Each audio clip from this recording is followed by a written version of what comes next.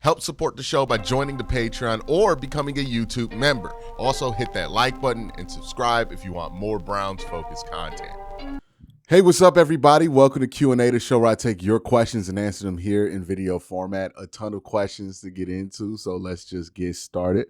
First question is going to come from Pandora's Box, who says this. What should we do with pick number 6? Draft the old lineman, draft a wide receiver, trade down. I'm fairly confident that either Spencer Fano, Mal Noah, as well as Carnell Tate or Makai Lemon will be available. I'm just not sure if the 6th pick is the right spot to take any of them. Great content, man. Keep rocking. So for me personally, I think if you're the Browns and you want to trade back, the sweet spot for them is anywhere from pick 7 to pick 13. I think if you stay in that range, one of those guys you mentioned will likely be available even at the far end of that range. If I am the Browns and I get taken out of that range, so I can't go from pick 6 to 13, if you're asking me to come back, we'll go back from 6 to 19 or something like that. I think at that point, that's where an extra first becomes required, right? That's where I need to get an extra first, maybe even a second this year, to make that worth my while if I'm the Cleveland Browns. Because, yeah, you're right. What's there at 6 isn't traditionally what you would want at the 6th pick, but it's not bad. So you want one of those players because I do think there is a gap from the rest of the wide receivers from Carnell Tate, Makai Lemon, and Jordan Tyson. I think after that, there's a gap. I do think that there is a gap between Mal Noah and Fano and the rest of the tackle prospects in this class. So that being said, you want to get one of those guys. I think you can get them if you stay within 6 or 7 to 13. If you can't find a trade back in that range, then we're talking about getting a future first, maybe hoping that extra first can get you a quarterback. But we got to be honest about how much ammunition has already been used for the 2027 draft around the league, right? We're talking about Dallas having a ton of ammunition in a year where their quarterback's going to be pretty close to what? How old is that going to be at that point? 36, 37? You know what I mean? We have the Jets also with extra ammunition this year and not drafting a quarterback next year. Well, not drafting a quarterback this year and with extra ammunition next year. So even if you do get the extra first, is it going to put you in a position to be able to get what you want if what you need is in the top 3? Because I don't think that's going to be the case.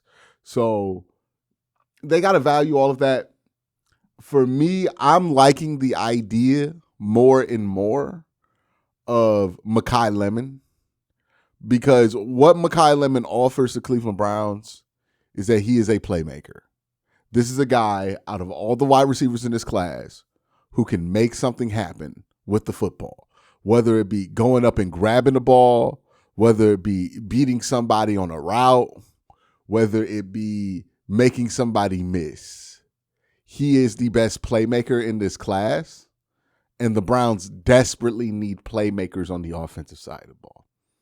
So I would prioritize Makai Lemon.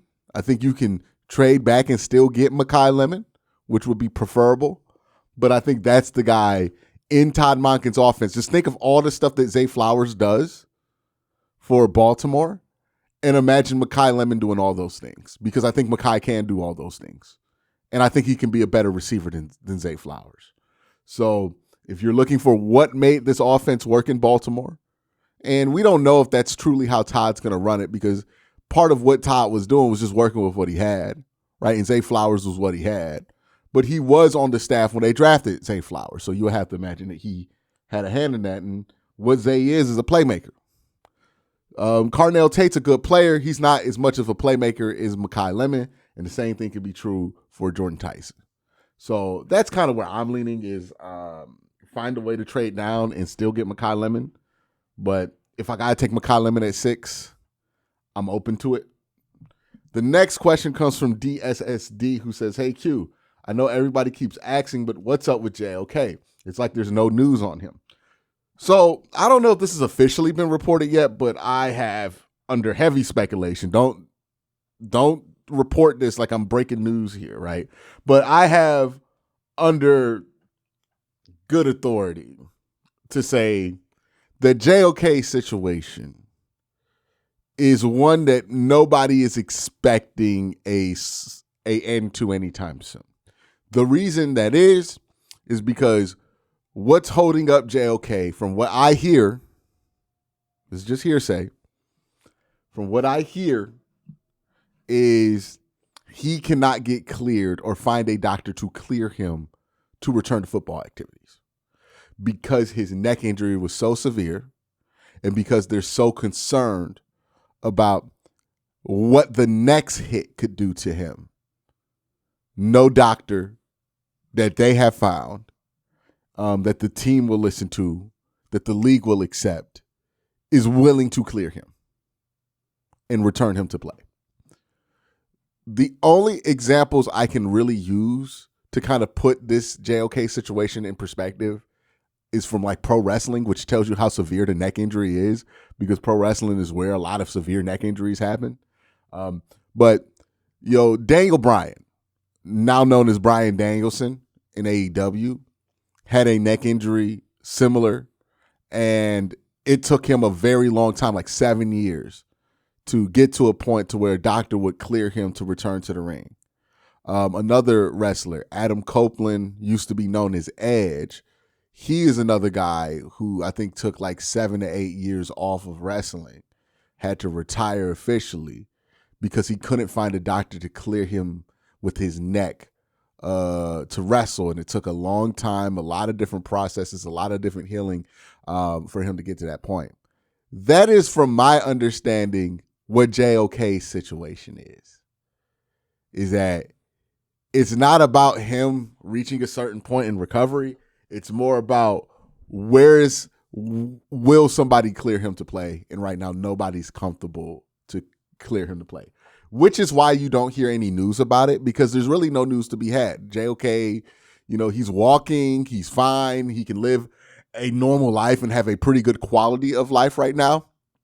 It's just nobody feels comfortable clearing him to play football in the NFL for reasons that I understand to be very understandable.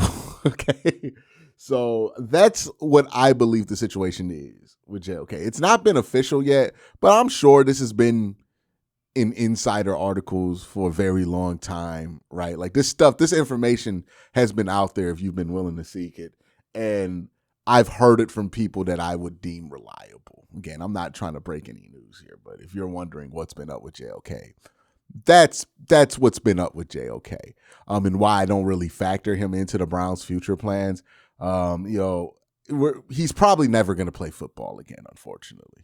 I was optimistic when it first happened that maybe there could be a chance, but the way this is broke down, the precedent that's been set by other situations similar to this, it just does not feel like he's going to be able to resume his NFL career, and that a retirement is more likely than a return.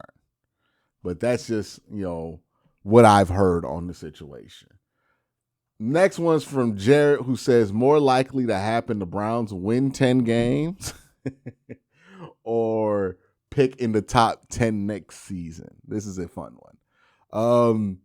I would say probably the Browns are going to be closer to picking in the top 10. I think the Browns will win like 7 games next year. Like anywhere from 7 to 9 games. We'll see what quarterback play looks like, but if they just get a marginal improvement on offense, they'll probably win 7 games. Let me look at the draft order real quick and see where that would land Cleveland if they won 7 games this year. Would that be in the top 10 still? Hold on, let me look. So 7 games will put them outside the top 10 because Miami won 7, Dallas won 7, Atlanta won 8. Yeah, so they won't be in the top 10 with 7 wins, but they're not going to win 10 games.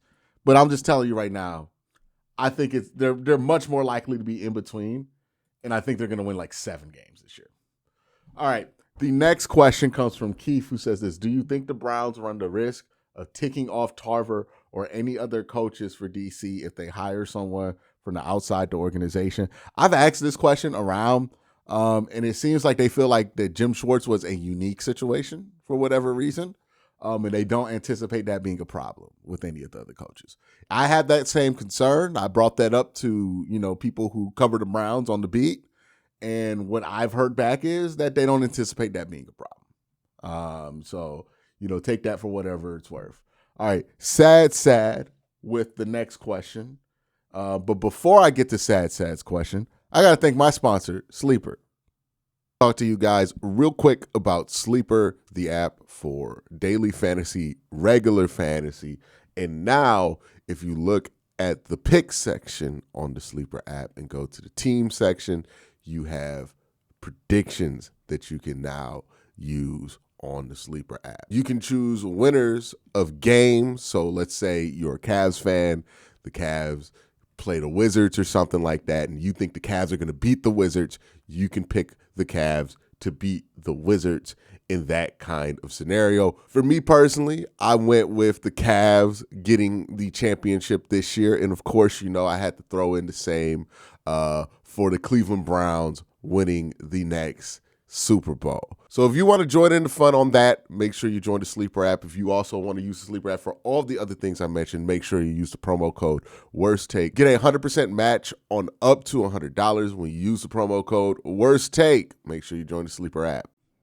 All right, let's get to Sad's question. He says this: hey, Q, love the videos. Wanted to get your take on how you think our rookies from last year's sophomore season will go. Who do you expect to make the biggest jump? Who do you think will slow down production-wise, even if they're still playing well? I'm particularly interested in how Sweats and Fannin will be able to follow up some pretty impressive year ones.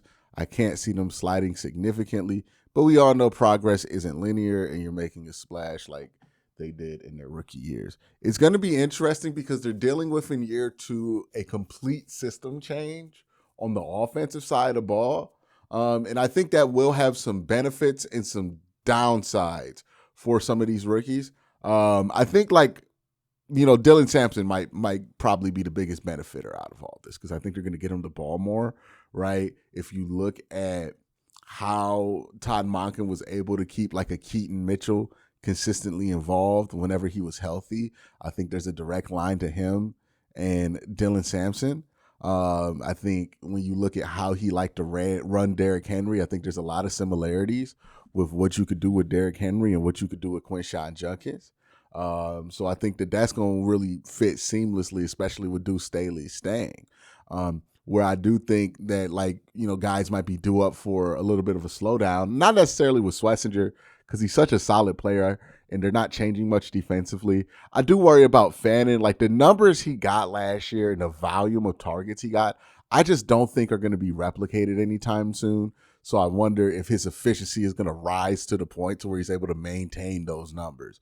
I hope he is, going to be able to get to that point, but I don't know if he's going to get the amount of targets he got last year. And if that's going to lead to a downturn in production, or at least the perception that he hasn't gotten better in year 2. I don't know if that would actually be true, though. Cleveland Ray says this: what are some of your storylines for next year that you're looking forward to? Browns visiting Baker, Todd Monken going up against the Ravens, who wins in the AFC North, who's the runner-up. Here's my thing about revenge games. I don't think it counts when the team you used to play for is visiting the home of the player that's in the revenge game, right? Like, I don't think you can have a revenge game at home. Like, the only game that really matters to me with Baker Mayfield is Baker Mayfield in Cleveland. We've played Baker Mayfield before. First game of Baker Mayfield's non-Browns career was against the Cleveland Browns, where he lost on a 60-yard field goal. Not really caring too much about that. I'm sure the media will hype it up and people will make it exciting to themselves, and it will be a week of agendas and points and people trying to make points here and there depending on where the Browns are in their season. But I don't think that's going to be interesting. I think the game that's going to be interesting, the game we've been waiting for, isn't when we play Baker Mayfield in Tampa Bay.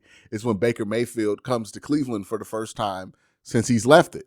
That's the game that matters to me. Like, they tried to do this last year with Aaron Rodgers and the Packers and try to get you all excited. I don't know. I didn't really get excited for it because it wasn't like Aaron was going to Lambeau again. He was just playing Green Bay in Pittsburgh. And like half the dudes who were on the team while he was in Green Bay aren't even there anymore. So like what was the revenge game there? Like it was such a manufactured revenge game. I think a real revenge game is on the road and you're at the stadium you used to play at. If it's not that, I'm not really caring about it being some kind of revenge game because it's not really a revenge game, right? Like, remember when LeBron left Cleveland? Were we really getting up for them games in Miami, or were we getting up for when he came to Cleveland for obvious reasons? That's a revenge game to me. I feel like we done soiled what a revenge game is by how we talk about it, because a game you can't have a revenge game at home. The next part of this question though is like, what's my other favorite storyline? I would say how this new AFC North shapes out. Like the Steelers have a new coach, the Ravens have a new coach. How that all shapes out is what I'm going to be most interested in. Next question comes from Pikachu, who says this: from a Falcons fan, enjoy your content, very knowledgeable about the Browns. Does Kevin Stefanski like Dylan Gabriel enough to send a trade for him since Penix might not be ready for week 1? This is the big question in Cleveland and in Atlanta, right? How much does Kevin Stefanski like him? I will say, if you listen to Nathan Segura, he seems to indicate that Kevin Stefanski liked Dylan Gabriel enough to put him as the number 2 option on their board. So not necessarily saying that he would have took Dylan Gabriel high in the draft, but they had Cam Ward on the board at 1, who they thought was worth a top pick. And then they had Dylan Gabriel on the board, who they thought was worth a 3rd-round pick. And that was who was number 2. So, yeah, I think Kevin thinks pretty highly of Dylan Gabriel. Now, how much of this year kind of soured him on that? I think it's very possible that could have been the case, that Dylan Gabriel looked so scared to throw in the middle of the field during the season that kind of dissuade Kevin from bringing him to Atlanta with him. But, you know, last year coming out the draft, Kevin was a big fan of Dylan Gabriel. We'll see if that's still a thing, because he might be available and I could see the Falcons being interested. All right. Sin says this: hello, Q. I think Jerry Jeudy would improve next season and become wide receiver 1 if he was like he was in his first year in Cleveland, but I still think we need another receiver. I'm not really sold on any of the top receivers besides Mekhi Lemon, but him and Jeudy are both slots. Can 2 slot receivers work in the offense? Yes or no? I think if you look at it and you're more committed to putting Jerry Jeudy in the slot than you are Mekhi, I think it can work. Like if Jerry Judy's doing 60-40 in the slot, and then, you know, Mekhi Lemon's doing 70-30 or 60-40 wide slot split, then I think that can work. Because I think Mekhi Lemon can play on the outside a little bit better than I think people are anticipating. He's not the tallest guy, and I know whenever people think of an X receiver, they're thinking of a tall guy, but I think he has enough of a knack for the ball to be impactful in that spot. But yeah, it would take some doing to make that work. And I wonder if that's something that they're willing to do, or if they're going to restructure this wide receiver room entirely. 21 Cold-Blooded says this: what do you think about the Browns maybe looking to trade for Jalen Milroe if they re-sign Darnold? I think they had some interest in him last year. It seems like Drew Lock is a better backup for Darnold in the Seahawks system. This would be entirely up to the Seahawks. They took Jalen Milroe with the 3rd-round pick for a reason. I have to imagine they're not just going to be eager to give up on him. So, you know, we're not talking about a insignificant amount of resources to get him. We're probably talking about spending a day 2 pick on Jalen Milroe to go and nab him from Seattle. beauty's going to be within the eye of the beholder with that. I was a fan of Jalen Milroe coming out of college, but I recognized that he had a lot of things he needed to work on. And I think with Jalen Milroe, my thing with him was I didn't want to be the team that drafted Jalen Milroe. I wanted to be the team that gives Jalen Milroe a chance.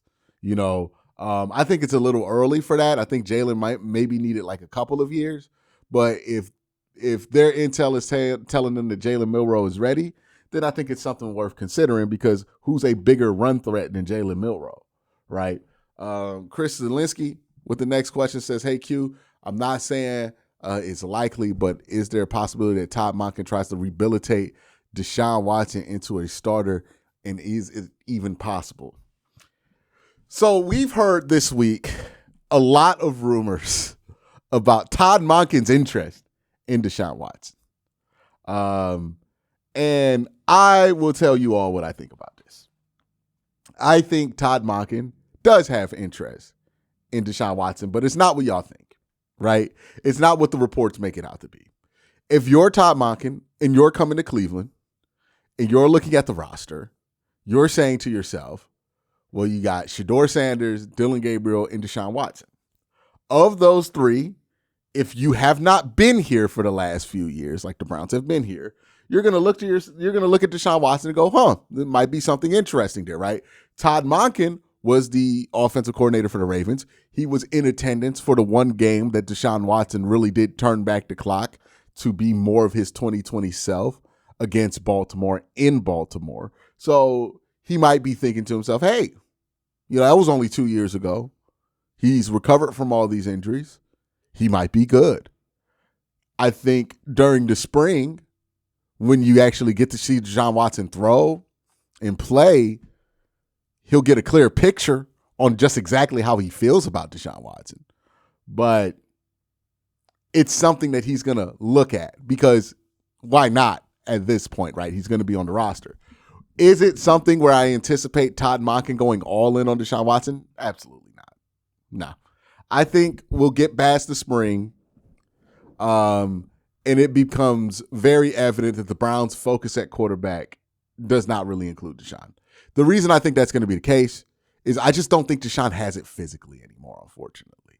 The clips on social media are cool, and I know that people want this to work out because the Browns spent so much money into this, but you just got to call a spade at this point. This trade's been a failure. It's very unlikely that Deshaun Watson does anything in the near future to make us feel any differently about that. The two Achilles tears concerns me greatly about his ability to create explosion with his legs, not just while running and cutting, but also when throwing the football. And then the degradation of his arm from 2023 to 2024, and honestly progressively, like his arm never really looked the same after the hiatus that he took from Houston to Cleveland, right? That I think it was a 500-day hiatus he took from football. His arm never really looked the same as it did in Houston and Cleveland. And then it fell off even more in 2024. And then he's coming back from all these injuries, an Achilles injury, a second Achilles injury, and he's also coming off of another 500-day layoff. I just don't expect there to be anything intriguing there physically. Will he be a better fit for the offense? Maybe, but at this point, I really question whether Deshaun Watson's physical tools are going to be where they need to be in order for him to even be a compelling option for this team at the quarterback position. And I anticipate that once we get out the spring, we'll have an answer there, and I don't anticipate that answer to be positive. But that's just my thoughts, my 2 cents on that whole thing. Let me know your thoughts in the comment section down below. Y'all have a great day. Have a better rest of your night. Peace.